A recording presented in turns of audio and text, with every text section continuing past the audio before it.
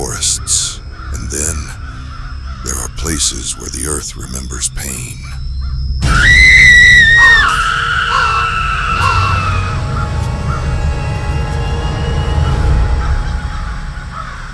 Far to the north, where the winds sting the skin and snow never truly melts, there lies one such place.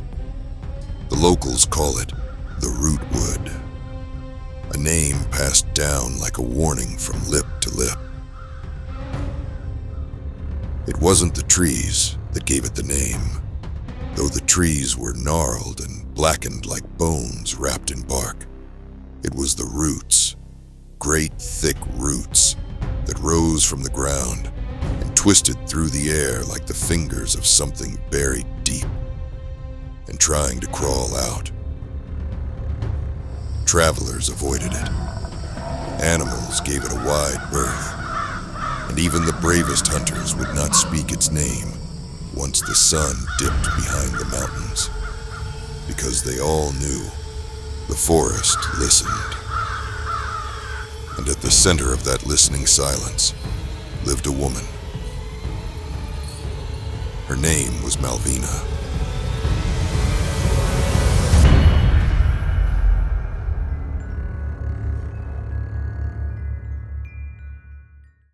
She lived alone, in a cottage woven from ash branches and moss. Her windows were made of river glass. Her door, a slab of oak older than the village itself. But it wasn't her home that people feared. It was her presence. Malvina was not old, not hunched or wild-haired. She was tall, slender, quiet, and she watched everything. Her eyes were the green of fresh leaves in deep shade. And when she looked at you, it felt like the forest was leaning in. She could speak to things that didn't speak. Serpents, owls, foxes, crows. People said she could even hear the sighs of the dead caught in the wind. But here's the strange thing. Malvina had never harmed a soul. She healed the fevered. She birthed the difficult. She buried the forgotten. She was not a witch. Not until they decided she was.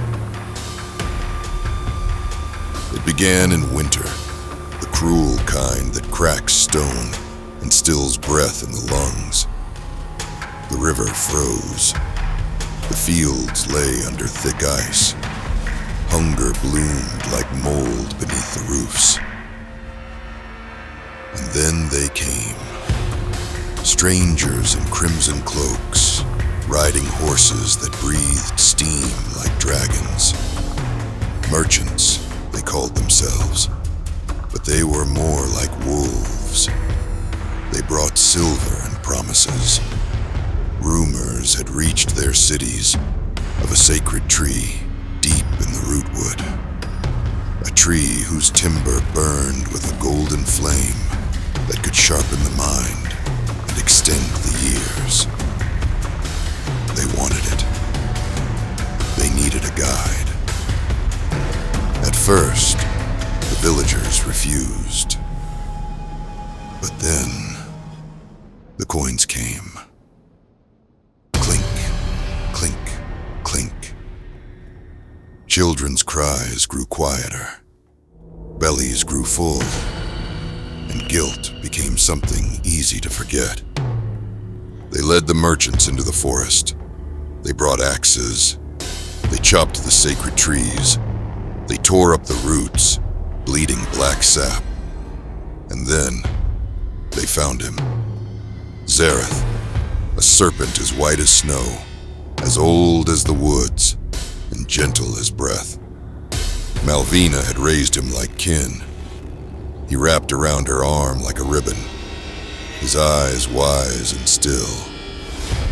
They slaughtered him. They called it necessary.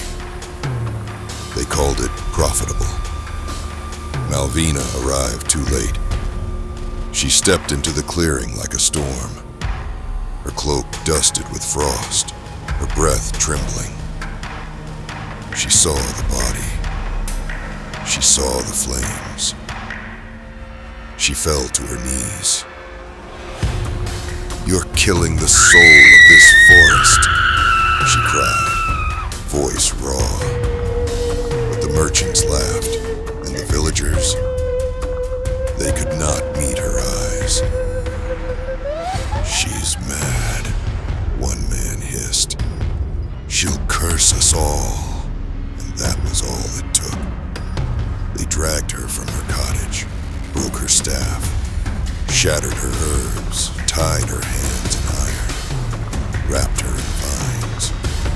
They brought her to the mother tree, a tree so old, it was said the stars once leaned low to listen to its stories.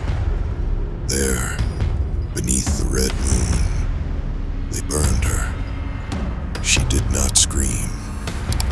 She whispered, "Blood for roots, ash for breath. I shall return with the moon of blood." The flames rose high, and the wind began to howl. The blood moon returns.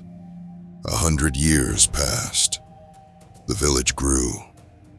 Fields stretched wider. The river ran strong again. Malvina's name became a whisper in lullabies, a warning told around fireplaces. Her tale was not history, it was myth. But the forest, it never forgot. No one entered Rootwood. Even the boldest would rather face wolves than step among those ancient, twisted trees. And then it came again. The blood moon. Bigger, redder, hungrier, and with it, a new kind of foolishness. The kind born from youth and technology.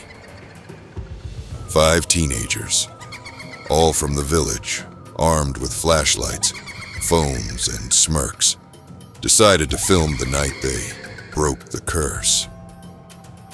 They stepped into the woods just after dusk.